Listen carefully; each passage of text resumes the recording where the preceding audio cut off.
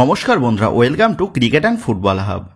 তো বন্ধুরা, ২৬ বছর বয়সী ভারতীয় লেফট ব্যাকের প্লেয়ার নাওরেম রোশন সিং, যে বর্তমানে খেলছে বেঙ্গালুরু এফসি দলের হয়ে, তো এই 2.2 কোটি টাকা মার্কেট ভ্যালুর ভারতীয় ডিফেন্ডার নাওরেম রোশন সিং, যে লেফট ব্যাক পজিশনের পাশাপাশি লেফট উইং এবং রাইট ব্যাক পজিশনেও খেলতে অভ্যস্ত, তো এই ভারতীয় তরুণ ডিফেন্ডারকেই আসন্ন মৌসুমে দলে নেওয়ার জন্য প্রবলভাবে আগ্রহী ছিল মোহনবাগান ম্যানেজমেন্ট।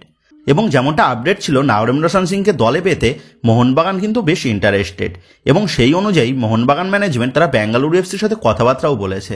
ইভেন নাওরেম রোশন সিং সেও কিন্তু মোহনবাগান দলে আসতেও আগ্রহী ছিল। তবে নাওরেম রোশন সিং এর সাথে বেঙ্গালুরু এফসির এখনও চুক্তি বাকি রয়েছে 2026 সাল পর্যন্ত। আর সেই কারণেই বেঙ্গালুরু এফসি ম্যানেজমেন্ট তারা নাওরেম রোশন সিংকে দল থেকে ছাড়ার জন্য বেশ একটা মোটা টাকা ট্রান্সফার ফিও চেয়েছিল মোহনবাগান ম্যানেজমেন্টের কাছে। আর মোহনবাগান ম্যানেজমেন্টের সাথে বেঙ্গালুরু এফসি ম্যানেজমেন্টের সেই ট্রান্সফার ফির বিষয়টা নিয়ে নেগোসিয়েশন চলছিল। তো এই আপডেটটা পর্যন্ত তোমাদেরকে কিন্তু আমি এর আগেই জানিয়ে দিয়েছি। তবে আজ কিছুক্ষণ আগে এই নাওরেম রোশন সিংকে নিয়ে কিন্তু একটা বড় ব্রেকিং আপডেট বেরিয়ে এসেছে। তো আজ কিছুক্ষণ আগে যেমনটা লেটেস্ট আপডেট বেরিয়ে এসেছে, 2029 সাল পর্যন্ত বেঙ্গালুরু এফসির সাথে একটা লম্বা চুক্তি বৃদ্ধি করে নিয়েছে নাওরেম রোশন সিং।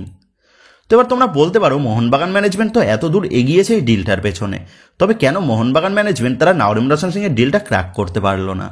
তো এই বিষয়ে তোমাদের জানিয়ে রাখি, বেঙ্গালুরু এফসি তারা নাওরেম রোশন সিংকে দল থেকে ছাড়ার জন্য যে টাকাটা ট্রান্সফার ফি হিসাবে চেয়েছিল মোহনবাগান ম্যানেজমেন্টের কাছে, সেই অ্যামাউন্টটা মোহনবাগান ম্যানেজমেন্ট তারা বেঙ্গালুরু এফসিকে দিতে অস্বীকার করে, যার ফলে শেষ মুহূর্তে এসে বেঙ্গালুরু এফসি ম্যানেজমেন্ট তারাও কিন্তু নাওরেম রোশন সিংকে দল থেকে ছাড়ার জন্য তেমন একটা আগ্রহী হয়নি। এবং শেষ পর্যন্ত আজ বেঙ্গালুরু এফসি তারা নাওরেম রোশন সিং এর সাথে একটা লম্বা চুক্তি কিন্তু সেরে ফেলল। শুভাশিস বোসের ব্যাকআপ প্লেয়ার হিসাবে এই নাওরেম রোশন সিং কিন্তু মোহনবাগান ম্যানেজমেন্টের প্রাইম টার্গেটে ছিল। তবে শেষ পর্যন্ত এসে নাওরেম রোশন সিং হাতছাড়া হয়ে যাওয়ায় মোহনবাগান ম্যানেজমেন্টকে কিন্তু এবার প্ল্যান বি বা প্ল্যান সি তাদের ইউজ করতে হবে। তো এই নাওরেম রোশন সিং এর পাশাপাশি শুভাশিস বোসের ব্যাকআপ প্লেয়ার হিসাবে আরও একাধিক প্লেয়ার নজরে রয়েছে মোহনবাগান ম্যানেজমেন্টের। সেক্ষেত্রে নাওরেম রোশন সিং যেহেতু মোহনবাগান ম্যানেজমেন্টের হাতছাড়া হয়ে গেল, সেহেতু এখন কিন্তু মোহনবাগান ম্যানেজমেন্ট তারা তাদের পরবর্তী পদক্ষেপ গ্রহণ করবে। আর মোহনবাগান ম্যানেজমেন্ট তারা যে এই মৌসুমে শুভাশিস বোসের একজন ব্যাকআপ প্লেয়ার দলে সই করবে, এটাও কিন্তু পুরোপুরি নিশ্চিত। তবে সেই প্লেয়ারটা কে হবে সেটাই কিন্তু এখন দেখার বিষয় হবে। তবে এর পাশাপাশি আবার মোহনবাগানের রিজার্ভ দলে শুভাশিস বোসের ব্যাকআপ প্লেয়ার হিসাবে আমানদীপও রয়েছে। তো আমানদীপকেই এখন ট্রেন করে মোহনবাগান ম্যানেজমেন্ট তারা আসন্ন মৌসুমের জন্য শুভাশিস বোসের ব্যাকআপ প্লেয়ার তৈরি করে নাকি, সেই দিকেও কিন্তু আমাদের নজর থাকবে। তো যাই হোক, তোমাদের মতে কি বলে? নাওরেম রোশন সিং যেহেতু মোহনবাগান ম্যানেজমেন্টের হাতছাড়া হয়ে গেল, সেহেতু মোহনবাগান দলের এখন শুভাশিস বোসের ব্যাকআপ প্লেয়ার হিসাবে কোন প্লেয়ারকে টার্গেট করাটা বেস্ট হবে?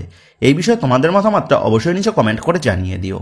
তো বন্ধুরা, এই ভিডিওতে লেটেস্ট আপডেটটা নিয়েই তোমাদের মধ্যে আলোচনা করার ছিল। তো আশা করি ভিডিওটা তোমাদের ভালো লেগেছে।